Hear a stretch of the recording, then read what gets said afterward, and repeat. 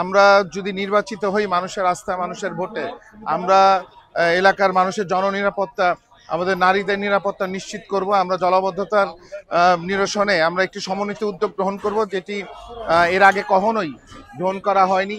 আমরা চাই যে একটা অন্তর্ভুক্তিমূলক সমাজ ব্যবস্থা, যেখানে সবাই তার মতামত ব্যক্ত করবে এবং সেটার ভিত্তিতে সকলে মিলে এলাকার সমস্যার সমাধান করবে।